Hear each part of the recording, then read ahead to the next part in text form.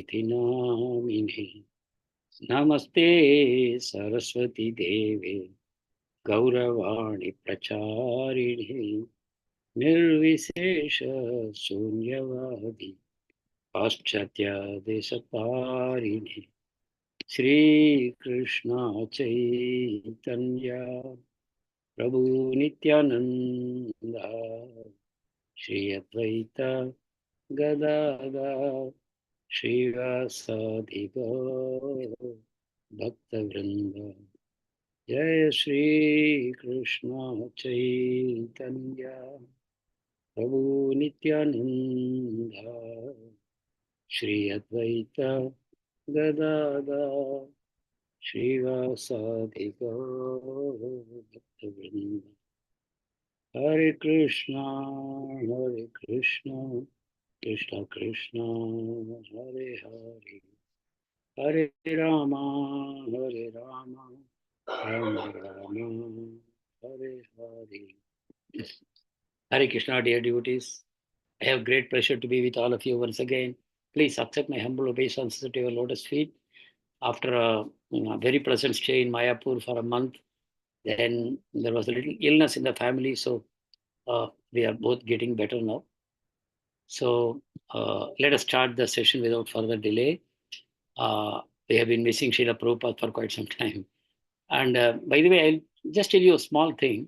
In Mayapur, they are planning, the GBC is planning a program to be conducted to the whole world of ISKCON devotees. And that program is called Prabhupada Connect, Srila Prabhupada Connect. Because what is happening in ISKCON, you all know, Prabhupada had a set of disciples and they were initiating further disciples. So we are all disciples of the disciples of Srila Prabhupada. And what is happening is that once somebody takes Diksha, they become very much attached to their own Diksha Guru, almost to the extent of forgetting Srila Prabhupada, who is the founder Acharya. He is the preeminent Siksha Guru to all of us. And ours is a Siksha Parampara also. If you see the whole Parampara, many of them are simply Siksha Guru disciples. They are not Diksha Guru disciples. Diksha Guru's names are hardly mentioned. There are very rare cases where Diksha Guru is also Siksha Guru. So like that. So our parampara is basically Siksha Parampara. And the preeminent Siksha Guru to all of us is Srila Prabhupada. Doesn't matter who is your personal Diksha Guru. Actually, Diksha Guru is not in that sense publicized much. My Diksha Guru is my Diksha Guru. I am an ordinary fallen soul. I have connected to the movement of Srila Prabhupada through a particular Diksha Guru. Beyond that, there is not much to tom-tom about in the whole world. Oh, so-and-so is my Diksha Guru. And, that comes out of a sense of false ego. Because so-and-so is my Diksha Guru, that Diksha Guru is great. Because I am great, my Diksha Guru is great. So that is a tendency we all humans have. It is very good also. One should be very loyal to one's own Diksha Guru. That is very, very nice. But you should not go to the level of, groupism. My Guru, your Guru, my Guru is great, your Guru is not so great. That kind of things should not happen. But now the greatest fear is, now Srila Prabhupada is gone in 1977, almost 50 years are over. Now Prabhupada's disciples were there. They were all almost teenagers when Srila Prabhupada disappeared. And all of them have reached now 75 and plus. So they will also go. They are also going one by one, one by one. And what will be the future of ISKCON thereafter? Then the disciples of Srila Prabhupada, disciples, will themselves become gurus. And they will have their own disciples. So you see, the distance is increasing between Srila Prabhupada and the future devotees. Mentally, not really. There is no distance at all between Srila Prabhupada and any of the followers of ISKCON, even 10,000 years from now. Prabhupada remains the preeminent Siksha Guru for everyone who enters into ISKCON.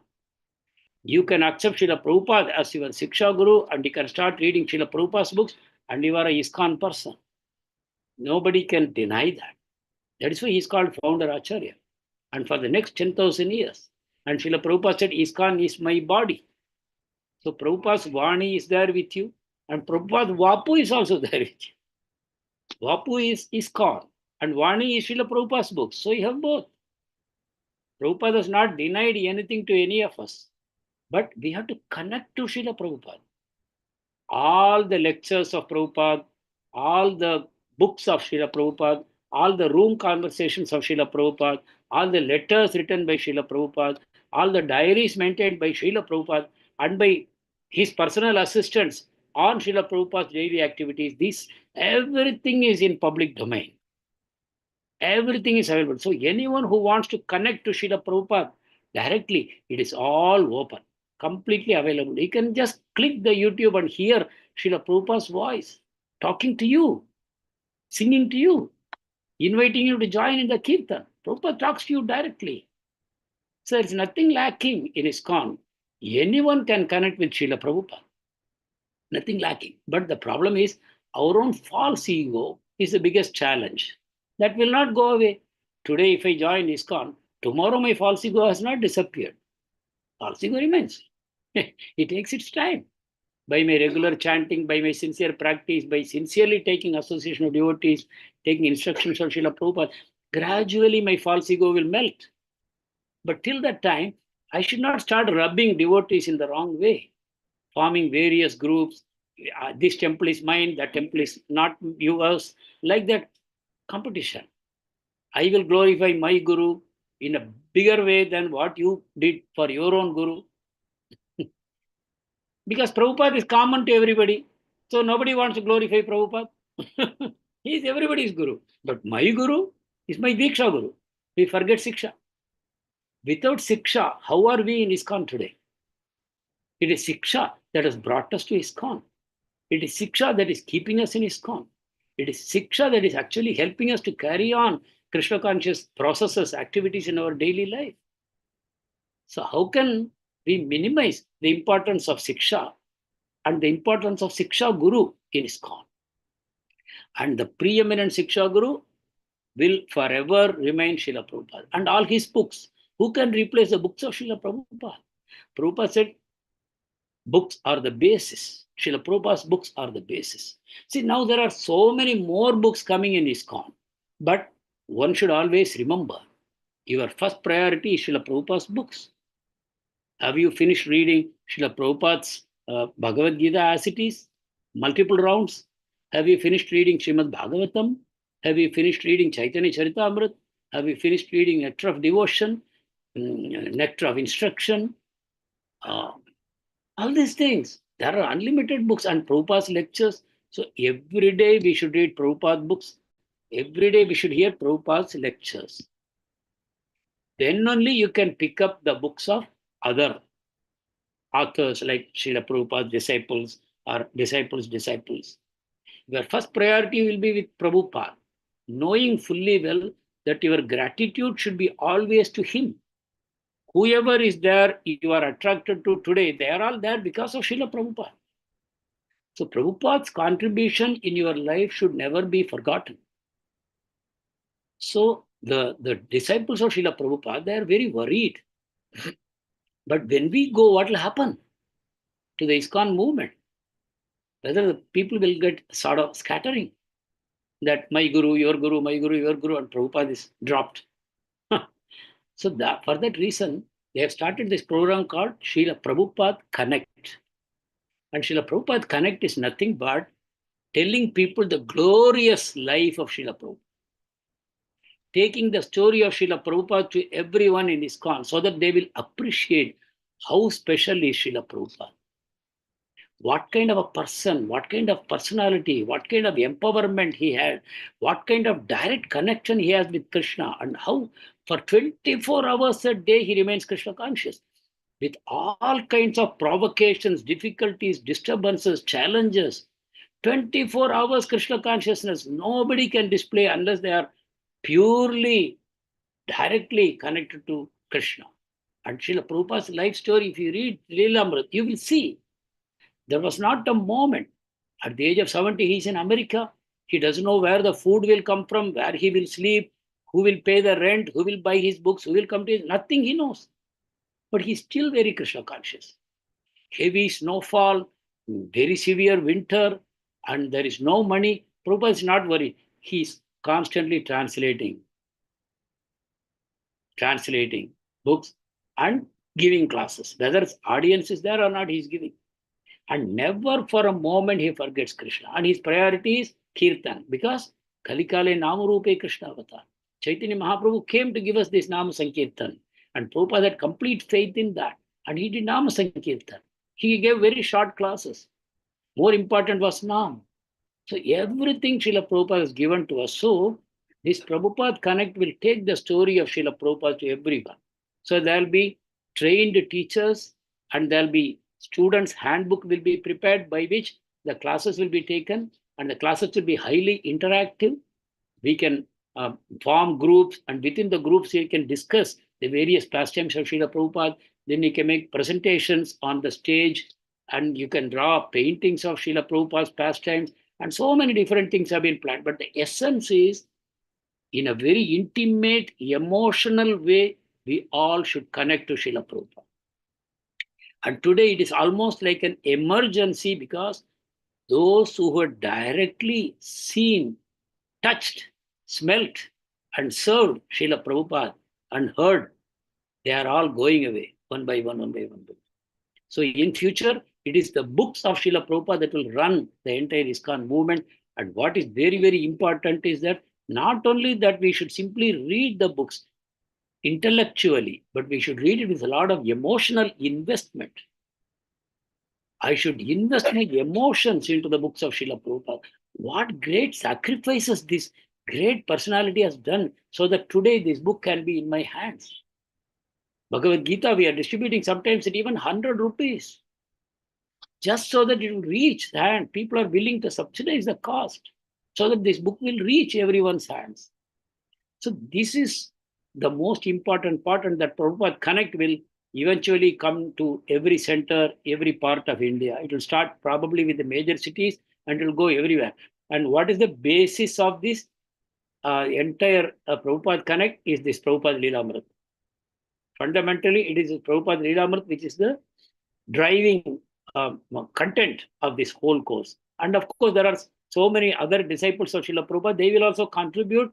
So it will become a very, very wonderful tribute to Srila Prabhupada, not for simply glorifying Prabhupada, but for the survival of all of us in future in ISKCON.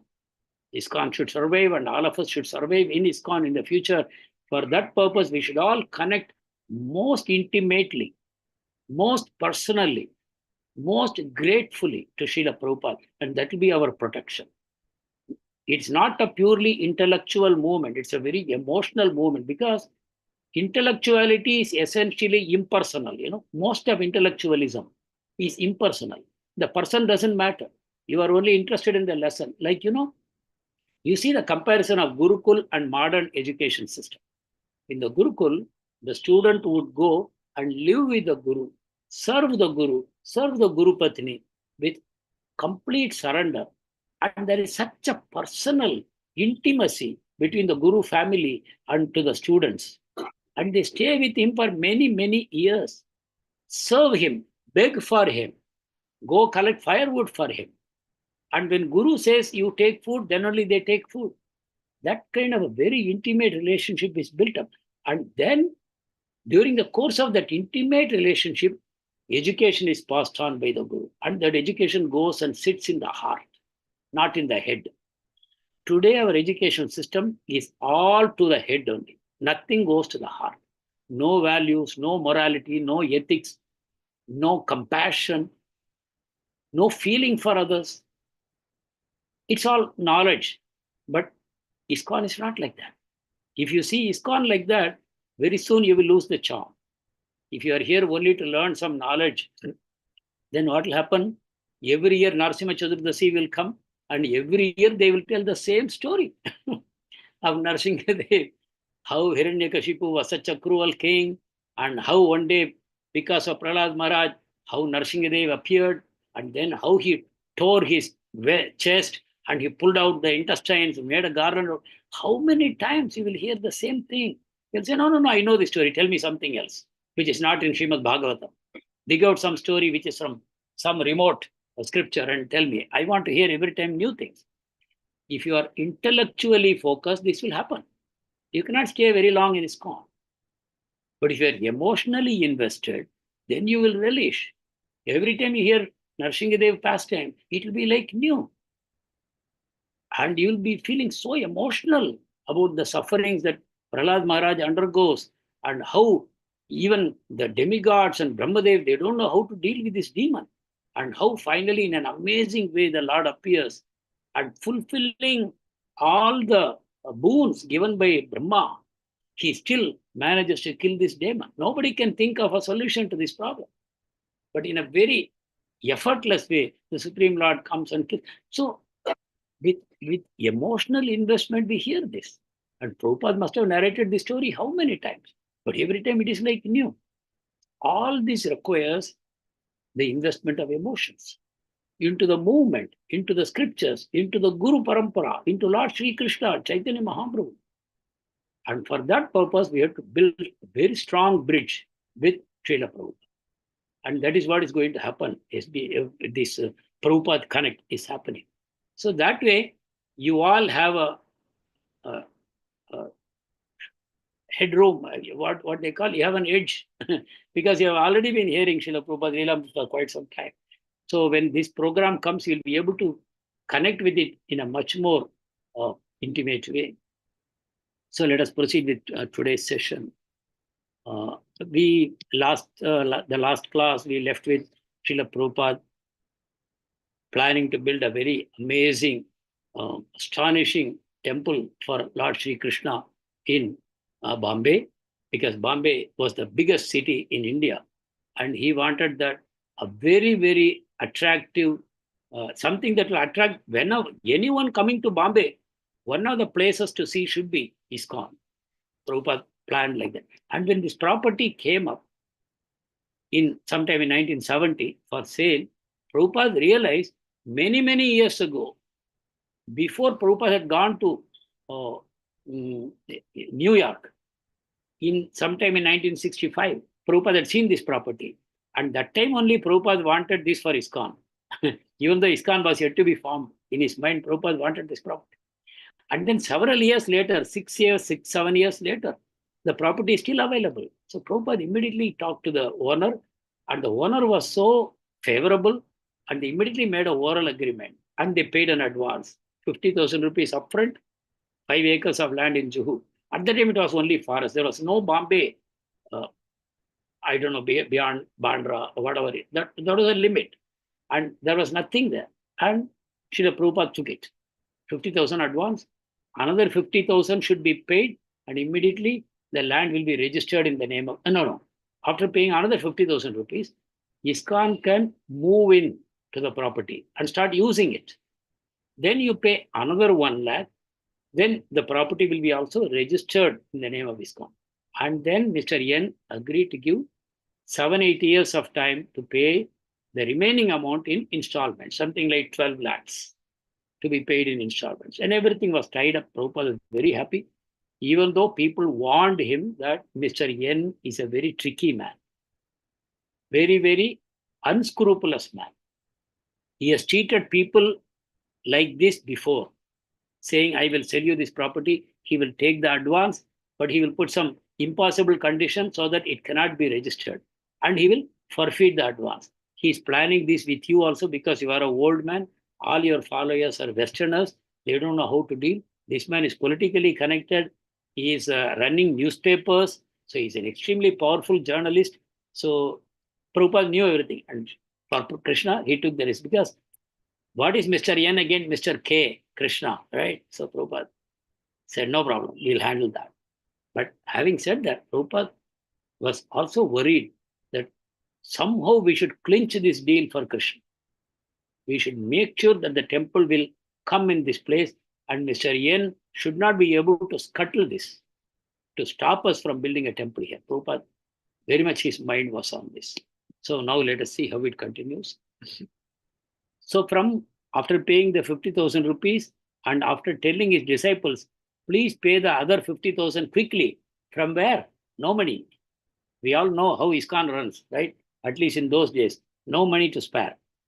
Whatever money is there is spent, because it is expanding so fast. It is expanding so fast. Whatever money is there, it will be spent. But there are more and more devotees joining, more and more temples being built, books are being printed in larger volumes, properties are being acquired. So money is being spent. The pace at which money is coming in, it is much less than the pace it is going out. So there is always lack of finance. So Prabhupada told his disciples in Bombay, please collect the 50,000 quickly and pay him off and move into the property as quickly as you can. Possession is important. We all know. We are all Indians. We all know possession, how much it is important. These Westerners did not know. Prabhupada knew. So as quickly as possible, you enter the property by paying remaining 50,000 rupees. Saying that, Prabhupada went to Jaipur. There was a Pandal program there, which was arranged by two Matajis, Kaushalya and Srinidhi. Only by themselves they had impressed the Mahant in Radha Govindaji temple, and also the very prominent businessmen. They had all been impressed by the commitment of these two ladies. They were doing Nagar Sankirtan everywhere. They were doing preaching. They were distributing Prabhupada's books. So they all wanted, they told the ladies, please tell us in what way we can help you. And they said, please invite Srila Prabhupada for a Pandal program. So all the gentlemen came together and they said, yes, we will bear the cost. We will bring Srila Prabhupada. So that way, Srila Prabhupada came and Jaipur Pandal program happened. One of the highlights of the Pandal programs was that Tamal Krishna, Prabhupada's very, very prominent disciple, who had done amazing services for Srila Prabhupada, including acquiring the Mayapur land just a little while ago. He had gone all alone, right, to Mayapur, and he returned after 6 days and he handed over the documents to Srila Prabhupada. The land is yours, which Prabhupada had been trying for more than 2-3 years, and nobody was helping. What to speak of helping? People were trying to prevent Srila Prabhupada from getting any land in Mayapur, which included his own god brothers who were also having their ashrams there. They did not want ISKCON to get a foothold in Mayapur. So there was problems. But somehow this foreigner, this American Tamal Krishna, he managed to get the property for Srila Prabhupada. That Tamal Krishna was married by Srila Prabhupada barely 1 year ago to another very nice devotee called Madri Dasi, right? So these two devotees are married. Both are Westerners, Tamal Krishna and Madri Dasi. Both had been married, but in less than 1 year of marriage, Tamal Krishna came to Srila Prabhupada here in Jaipur and he said, Srila Prabhupada, I want to take sannyas. Another information is Tamal Krishna was the GBC for Bombay. You all know in Prabhupada's mind, Bombay is most important for him. So the responsibility for Bombay was entrusted to Tamal Krishna.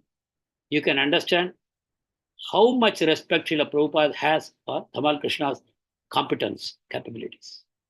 But this Tamal Krishna is now coming and telling that too, barely 1 year after marriage, he is telling Srila Prabhupada, I want to take sannyas. I want to become a Parivrajaka. I want to go everywhere and preach the holy names. Please give me sannyas. So Prabhupada hesitated. Now only I got you married to another of my disciples. She's like a daughter to me, and you are a son. I don't want to dissatisfy either of you, but you have barely got married. How she will feel? So I cannot accept this. Even though I would like to give you sannyas, but how can I do that? But Tamal Krishna was making a silent protest for several days.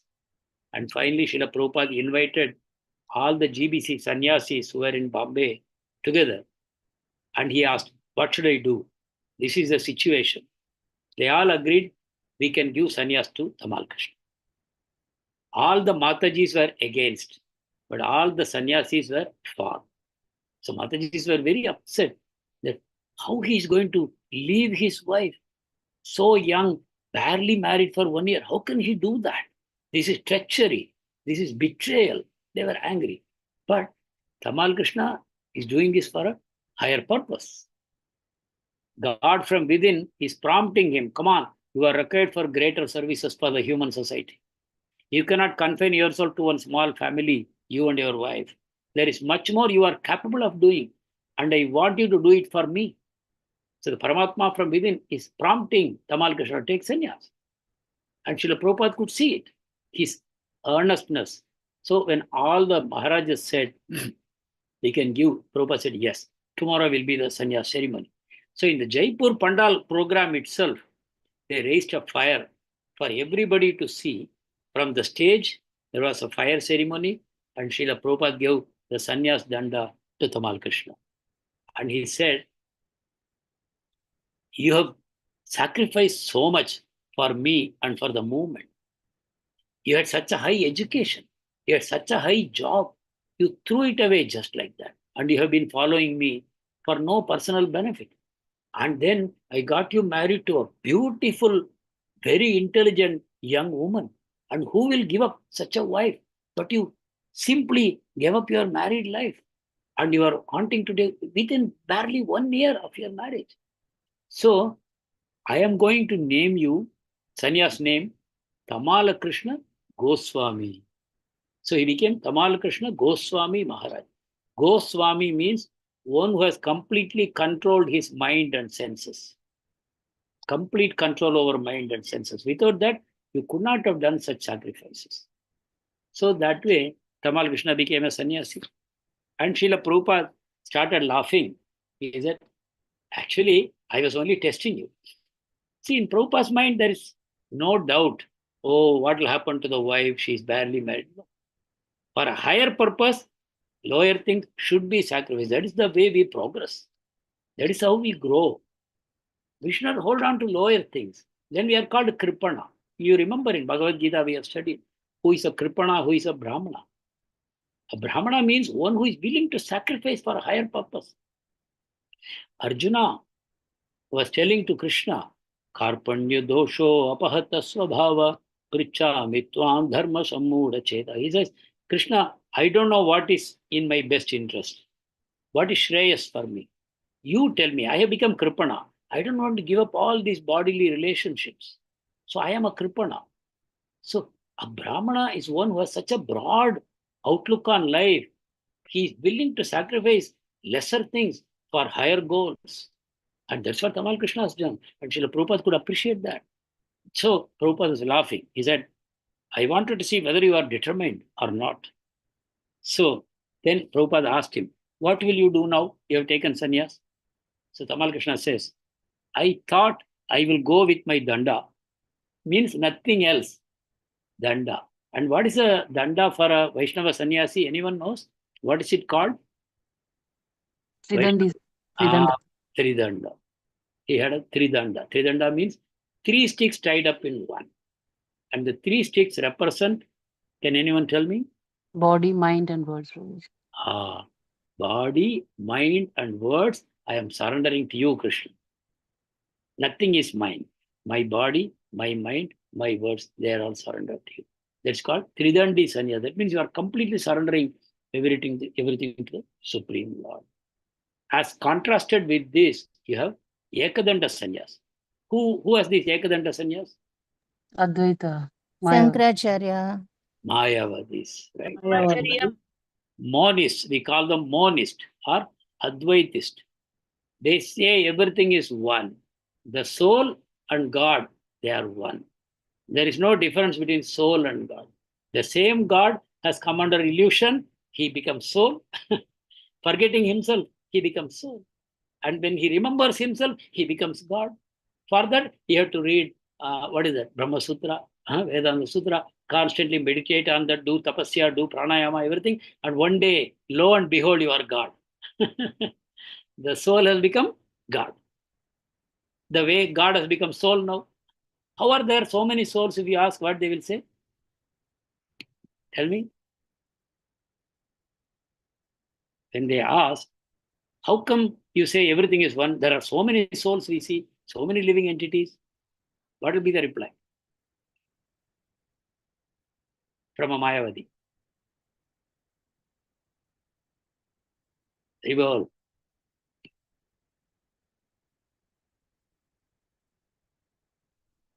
Attempt some answer. Anyone? many and one. How do you say this monism when there are so many souls we are able to see?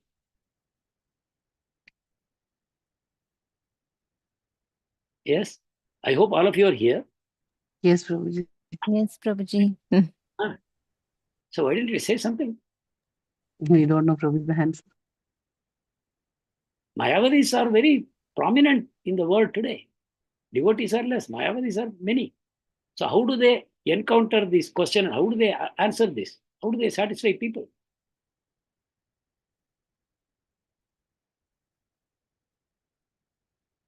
One answer only, illusion. When you see many, it is an illusion. Right? When the illusion is removed, there is no many, there is only one. Like in a dream. When you dream, you see many people, correct? But when you wake up, oh, it was all my imagination. I saw so many people in my dream, but now I am out of my dream, and the many people have become part of me. So, like that, Mayavadis will answer that.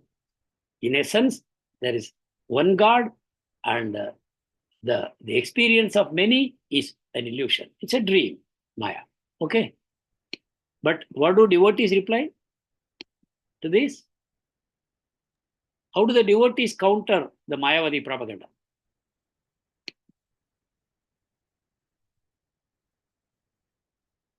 I think all of you are tired of fasting for Ekadashi. No, Prabhuji. We are the part and parcel of Krishna. No, Okay. Prabhuji.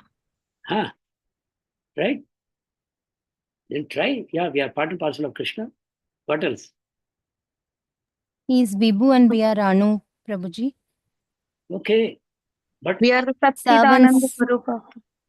right. Yeah, all these are correct answers. But how do you encounter a Mayavadi and smash him? That has to be a powerful reply, no? Prabhuji, with the example of the sun, Prabhuji, when they say that there is some light, Hmm. there has to be some source of where that light is emanating. So with that example, we will be able to. No, they are also saying, no, there is one. They are not denying there is one. They say the one has become many because of illusion. The one has fallen into illusion, and because of that, it has become many. Now, through a process, we will teach you, you can again become that one. You can become God. It's not God, it is one. That's all. Whatever by name you call it, it's one. And so the answer we give is, then how is he God? Then Maya is greater than God. If God No. falls into Maya, then from where this Maya came? Then this Maya should be God. And if by the processes what you are giving me, if I come out of my illusion and I become God again, where is the guarantee I will not fall into illusion again? So, and if I fall, and what is the whole design of this? If you say God is all powerful, the one is all powerful, then, but your explanation makes it appear that the one is not all powerful. The one forgets itself, and it has so much difficulty to revive that position. Okay, so that is why we quote Shankaracharya also to say, Shankaracharya says, Narayana Parovyaktat. There is this material creation, but Narayana, who is the source of this creation, is Paravyakti. He is a personality who exists beyond material creation. Shankaracharya himself has said this. But unfortunately, the subsequent followers of Shankaracharya, they have ignored this. And they are going on with their own propaganda, saying everything is illusion, illusion, illusion. Okay. So that is the thing. So here, Srila Prabhupada now is leaving this place. Anyway, let me complete this. So now, with this Tridanda, Tamal Krishna Goswami says, I will wander everywhere, go from city to city in India, and I will preach about Krishna. I will not use any vehicle or any help, because Chaitanya Mahaprabhu went like that in his South India Yatra. So I will also go like that. Prabhupada said, very good. And Tamal Krishna offered dandavats and left. But within an hour, Srila Prabhupada called him back. He says, this is not a very good proposal. If you want to really achieve something, you should have some assistant and facilities at your disposal. So Prabhupada said, I am giving you 2 brahmacharis. You take them with you for preaching. And then he also gave him one assignment. Srila Prabhupada said, I am going to Nairobi on urgent business.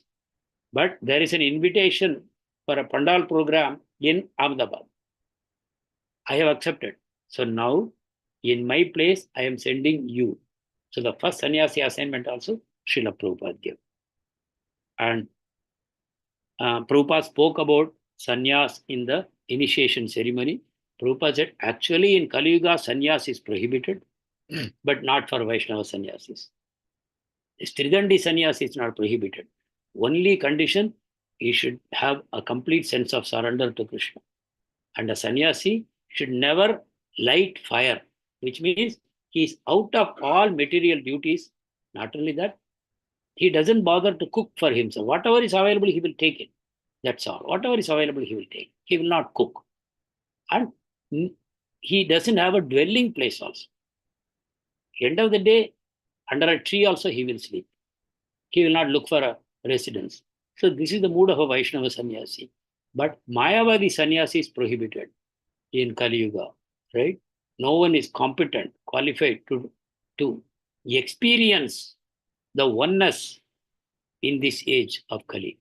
So Prabhupada said, for Vaishnava sannyasis who have taken shelter of lotus feet, they have taken sannyas for propagating the mission of Krishna. So it is allowed. Not only they will cross the ocean of nescience, but they will also help others to cross the ocean of nescience. Best example is Srila Prabhupada. Prabhupada took sannyas, and as a sannyasi, he went to the West, and how many people he is saving? Generation after generation. For the next 10,000 years, he will continue to save souls for Krishna. So, Srila Prabhupada explained that. And as a sannyasi, Prabhupada is demonstrating. He travels all over the world and he reclaims fallen souls for Krishna. And he comes to places like Jaipur, Ahmedabad, Nairobi for preaching. He goes to the temple to worship Govindaji in Jaipur. And also he prepares a fresh set of deities, Radha Govinda, sends them to New York to install in that temple. He's managing worldwide affairs of Krishna consciousness as a sannyasi. And then he's allowing equal opportunity for women to become pure devotees in Krishna consciousness. And in the process, if a newly married husband and wife should also be separated, even that is okay for the higher purpose of sannyas. So we should all develop that vision, We should not be so narrow-minded. Oh, how can he do that? How could he allow this? How did he permit this? We should not get trapped in this. This is being done for the larger good of the society. Larger good of the society. And it is always permitted for a higher purpose. And so as a sannyasi, Srila Prabhupada went beyond the Varnashrama definition of a sannyasi, because what is permitted and prohibited for a Varnashrama sannyasi, Prabhupada transcended that, because he was not within the Varnashrama system. He was within Varnashrama only so that people will accept and respect him. But he's a Paramahamsa. He's beyond the sannyasi designation also. So that he is explaining, Satsvarup Maharaj. Okay, so now Prabhupada is, after the Pandal program, Prabhupada came back to Bombay to see what is happening. Nothing happened. This is 24th January 1972. The disciples have not moved into Juhu. They have not paid the 50,000 rupees. They are staying still outside. Prabhupada is very disappointed. He told them, look, very quickly, I want you to do this. Pay 50,000 and move in. Otherwise, this property we may lose. Our money also we may lose. So I want you to do it immediately. And then Prabhupada left for Nairobi. Okay. Why Prabhupada goes to Nairobi? Prabhupada is looking for someone to handle the Juhu project. And there was one Madhudvisha Maharaj in Bombay, but he expressed, I am not competent to handle this. Srila Prabhupada, don't give me this responsibility. So Prabhupada, along with Madhudvisha Maharaj, went to Nairobi. And they had two deities, large deities of Radha Krishna. They took them in the aircraft to Nairobi. And because they were big deities, they can break in transit. So what? They got special permission from the airlines. They carried the deities into the flight along with them. They kept them in the seat along with them. And the big Radha Krishna deities, they went to Nairobi. And they were while they were flying, Prabhupada and Madhudvisha, they were exchanging a conversation. What was that? Prabhupada said, you act as a Mayavadi and I will be a devotee. Now let us have a debate. You put up any number of arguments, I will defeat that. So this was going on all the way until they reached Nairobi. And whatever arguments came, Prabhupada defeated that soundly. So as a devotee, even though we never want any debates, but we should know the philosophy so thoroughly, number one, so that we will never be confused by anyone's argument. Number two, we can help innocent souls not to fall trapped into Mayavad. We can save them for Krishna. So for that reason, we should become very strong in philosophy. This also Prabhupada said. But when you go for preaching, philosophy takes the back seat. To innocent people, to people who are curious and eager, faithful, he can directly give the Mahamantra, he can directly give Krishna. There is a need for philosophy. So philosophy is reserved only where it is needed. You don't want to defeat somebody in arguments. That is not the way we propagate Krishna consciousness. Anyway, now they are in Nairobi and the flight landed. And when they got down at the airport, nobody is there to receive them. Prabhupada is surprised. But actually what happened? From Bombay, proper information had not gone to Nairobi temple. Brahmananda Swami is there in the temple. But they had told him, Prabhupada wants to come to Nairobi, but for that he had to arrange a big pandal program. And he had to arrange meetings with big dignitaries in the government. Then he will come. But he didn't know that Prabhupada has already come. So Prabhupada took a taxi with the deities and everything. He went to the temple and he knocked at the door. There is a temple without deities, mind you. New temple. They have acquired some property. So there was a knock on the door and Brahmananda opens. And there in front of him, his spiritual master is standing. Oh, Guru Maharaj, and then Brahmananda, huge body. He fell Dandavat in front of Srila Prabhupada. And then he explained, I had no news. So Prabhupada went inside. But Madhudvisha, who is now the assistant of Srila Prabhupada, because Shyam Sundar, who is usually the assistant, he stayed back in Bombay for other work. Prabhupada told him, you don't come. Madhudvisha. But Madhudvisha developed a severe jaundice as soon as they reached Nairobi. So he could not. So Prabhupada became all alone to take care of himself. Because Brahmananda is temple president, he cannot give time for Srila Prabhupada. So Prabhupada took care of himself in Nairobi. And morning, around noon time only, Prabhupada goes for his bath. Morning time is translation, meeting visitors, all these things. And the schedule of bathing is in afternoon. That means morning bath, and this is a second bath in the afternoon. And then he will put on fresh clothes. But in Nairobi, when he went to take the fresh clothes, no clothes. He called Brahmananda. What happened? Brahmananda explained that our African servant had washed the clothes and kept it for drying in the clothes line. And when Brahmananda went to collect the dry clothes, missing, stolen. Prabhupada did not say anything, kept quiet. Then that day there was a class in the temple and many African people participated in the lecture. Prabhupada gave Bhagavad Gita class. And there Prabhupada saw some of these black boys. They were wearing Prabhupada's kurta and someone is wearing Prabhupada's dhoti. Whatever was kept dry. So Prabhupada called Brahmananda. He said, see, so-and-so, they are wearing this. Then immediately Brahmananda called them aside and asked them to return those clothes. And Prabhupada simply laughed and did not say anything. But this theft continued. Prabhupada stayed in Nairobi for 1 week. But that's why Prabhupada calls Kirata Bhumi. Kirata Bhumi means uncivilized aboriginal people. Kirata. So this was going on. And then Prasadam came. When Prasadam came, Prabhupada lost his temper because this is offered to Krishna. And what kind of Prasadam? I will tell you. I am just reading it. When they served him white maize mush, he called it pig food. He refused to eat it, pig food. And then they brought hard white chickpeas. Prabhupada said, this is only fit for horses. Then Hari Kripa, one newly preached black devotee, he went to the kitchen quickly and he made some boiled vegetables and brought it to Srila Prabhupada without any spicing, nothing. Prabhupada said, this is dog food. And then Prabhupada got up and he said, you are still an uneducated African. He told that devotee, you are still to get educated. So education means you should know everything about running a temple. Not that all this education of IT and business and all this. So Prabhupada said, you are not yet educated. And then Prabhupada went into the kitchen to cook himself. And what did Prabhupada make? A dozen devotees joined Prabhupada to see, watch him, how he's doing. In a very short time, Prabhupada cooked complete meal of dal, rice, chapati, sabji, everything ready. And he cooked enough for all the devotees in the temple. That means maybe 20, 25 people. All alone. They were only watching. Prabhupada cooked. And everybody was served prasadam. Everyone was satisfied.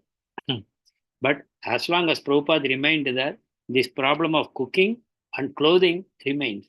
It takes time to change people. And then Brahmananda, he found that whatever photos you see in these screens, they are all Juhu temple only. Different views and different parts of the Juhu temple. So Brahmananda found all the time Srila Prabhupada is absorbed in the Bombay project. All the time thinking or making phone calls or anything is Bombay project. And then he asked Prabhupada, Prabhupada, you seem to be so much absorbed in Bombay. Then Prabhupada asked Brahmananda, tell me, which is the most important city in India? And Brahmananda answered, Calcutta, because that is the city he knows most. And that is near to Mayapur. So he thought Calcutta is the biggest city. Prabhupada said, Calcutta? Don't you know? Bombay is number 1. Delhi is number 2. Calcutta is number 3. Now Prabhupada encouraged Brahmananda Swami, come with me to Bombay because I have acquired a land, but we have to register it properly. There are some legal issues. And then we have to occupy that land and we have to develop the temple. We have to make members, we have to raise finance, and we have to build a magnificent temple for Krishna in that property. I want you to come, Srila Prabhupada said, to take responsibility for the project. Prabhupada said, the Bombay project would be unique within ISKCON. Incorporating, I am just reading directly from the book, incorporating the religious with the cultural in a gorgeous temple. There will be both religion and culture in the temple. Srila Prabhupada said, this is what I want to make. It will have an international hotel also, not only a temple, international hotel, theater, and diorama exhibitions. And seeing Prabhupada's strong desire, Brahmananda Maharaja agreed to somehow give up his Nairobi responsibilities to others and help in Bombay. And one more thing happened while Prabhupada was in Nairobi. He went out and saw the Nairobi Hilton Hotel. Hilton, you know, is a very famous international hotel. So Nairobi Hilton he saw, it was a modern building with twin round towers. Prabhupada wanted to use the design for Juhu. So Juhu is a combination of many things. Italian design, Indian design, Nairobi design combined. It's a very, very magnificent offering Srila Prabhupada has made to Radharas Bihar. All of you must see it, definitely. It should be one of your dreams in your life. I should go and see the Juhu temple of Srila Prabhupada. The complex, not just a temple, it's a temple complex. So Prabhupada, Brahmananda Swami, Bhagavata, and an African devotee, they were taking a walk in the Nairobi public garden. And this African devotee he has already become a disciple. He is asking Prabhupada, Prabhupada, if I want to get married, will you permit me to get married? He is now a brahmachari. So Prabhupada said, oh yes. Then he said, oh, but Prabhupada, if you want to get married in my community, the boy has to pay money to the father of the bride. Prabhupada said, this is exactly opposite of the Vedic system. Then in India, the bride's father only gives a dowry to the son-in-law. Now Prabhupada's new disciple became very worried. Prabhupada, Without giving money, I cannot find a bride. I cannot get married. And because I am now working for you, I am not earning any money. So when I want to get my wife, will you give me money? This is the question. And I will read Prabhupada's answer. First, Prabhupada shook his head to say no. And then Prabhupada added, you don't worry about all of this, he said. Whether you will get a wife or whether you will get money or this or that. Later on, when it is time for you to get married, I will bring one American girl and you will marry her. Problem solved. Then Prabhupada went to now the Nairobi temple. He saw the temple was in disarray. All are new neophyte disciples. And there are so many discrepancies, the way they lived there, they organized things there. Prabhupada walked into Brahmacharya ashram. He found books, boards, and paint cans scattered all over the place. So Prabhupada said, why can't you keep these things neatly and in an orderly way? The temple commander is the same Harikripa who cooked. He said, Prabhupada, I tried to tell them, but these boys don't listen to me. All these brahmacharis. Prabhupada bent down and picked up some pieces of wood from the floor. If they don't do it, he said, then you should do it. Put these over here like Prabhupada started doing by himself. And when Prabhupada started doing it, all the men volunteered. And within 5 minutes, what could not be done for months or years got done. The room became spick and span, Brahmacharya ashram. Prabhupada said, maintain it like this. So everything by demonstration, by example, Prabhupada was doing. Then there was a World Hare Krishna Movement Festival in Nairobi City Stadium that was organized by Brahmananda Swami. And this was both success and failure. It was success because 1,000 people attended. The hall was filled up. And there was a nice kirtan, there was a class, and there was prasadam, and everybody enjoyed it. The failure was because Brahmananda Swami had personally met many highly posted government officials and ministers and diplomats, and they all agreed to come, but none of them turned up, except one person called Mr. Komara. He is the Kenya Director of Education, like a minister for education. He attended, and he appreciated Prabhupada very much. He said, regarding Bhagavad Gita, your learned founder has made this great book available in the English tradition with an erudite commentary. He appreciated this translation and the commentary. And then Prabhupada attended many other programs in Nairobi within that 1 week, showing people how the preaching should be done. And Prabhupada finally gave an important instruction. Prabhupada said, everywhere you should stress the chanting of Hare Krishna by holding public kirtana. Lord Chaitanya spoke philosophy only with learned scholars like Rupa and Sanatana Goswami, never with ordinary men. So don't go into talking big philosophy with ordinary men. Just chant Hare Krishna, he said. This should be appreciated. So in Africa, the technique should be chant Hare Krishna. Do kirtan in public places. That way attract people. Give them nice prasadam. They will all become devotees. So Prabhupada gave that formula. And then the time came for deity installation. Prabhupada installed the Radha Krishna deities in the Nairobi temple. And Nairobi temple was named as Kirata Suddhi. Kirata means aborigines. Suddhi means purification. So Prabhupada named it that this temple will purify the aborigines of Africa. And one day, after the installation, when Prabhupada went to see the altar, Prabhupada was shocked because Radharani was lying in one corner in the east side and Krishna was almost down from the altar, almost on the floor, far away from Radharani. Prabhupada shouted. And then Bhuta Bhavana, another African devotee, ran forward and asked, Prabhupada, what happened? What happened? He said, why have you kept the deities like this, far apart? Then he apologized. He said, I was busy with the festival, so I forgot to arrange the deities. Prabhupada shouted at him and said, what do you mean? You will put them in the street? Then the devotee froze, he did not know what to say. Immediately Prabhupada melted. Prabhupada said, okay, now take them and put them together and make sure they are never more than 3 inches apart. They should be very close to each other. Do it nicely. Then they left Nairobi and they returned to Bombay. And the purpose of going to Nairobi was to get Brahmananda Swami personally. And anyway, a lot of preaching also happened. So now they are all back.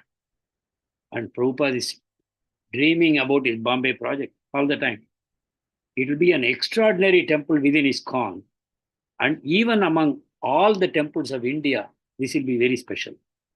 Many of the details of the project are already in the mind of Srila Prabhupada. But he did not share it because there were no competent disciples to understand and execute it. So he was still the lone leader of ISKCON.